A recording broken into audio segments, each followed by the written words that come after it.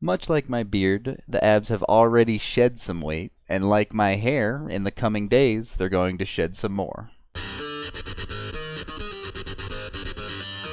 First, a few days ago, the Avs bought out Francois Beauchemin. This move makes sense, and everyone was expecting it, because the Avs needed to protect Nikita Zadorov in the upcoming expansion draft.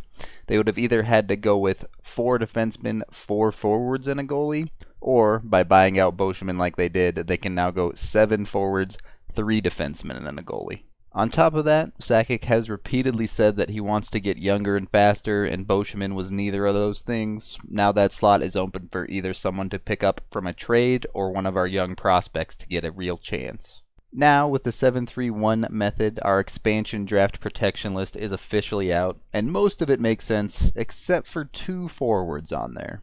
We're protecting Varlamov in goal, and for defensemen we have Johnson, Barrie, and Zadorov. All of that was completely expected. And then 5 of the 7 forwards were expected. That is Duchesne, Landeskog, McKinnon, Nieto, and Andrighetto. Then you have Blake Como, which is a bit of a weird one, but not totally unexpected. There was a conversation going on whether he or Carl Soderberg should be the protected veteran forward. Ultimately, they went with Como because Soderberg's contract is a bit of an albatross. It's extremely unlikely that Vegas would take it, and if they did, the Avs would probably be happy about it. And then you get the weird one. They protected Rocco Grimaldi, which I have no problem protecting Rocco Grimaldi. I think that's a fine play, but I would have rather protected Rocco over Como and then protected Grigorenko with that last spot. So with that protection list, there's really only 2 players worth talking about that are available. As already mentioned, Grigorenko, and then obviously Calvin Pickard. Given the choice to protect Como, a 31-year-old veteran, over Grigorenko, after what Sakic said about wanting to get younger, I have to imagine the real reason Grigorenko was left unprotected is because he's bait for Vegas. It was either Grigorenko or Pickard, and we'd much rather have Pickard.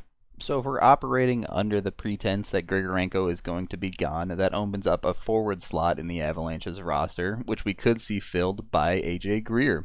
That would work out pretty well for the Avs. Of course, it doesn't have to be Greer. It could be our draft pick in the upcoming draft, or someone else we pick up one way or another.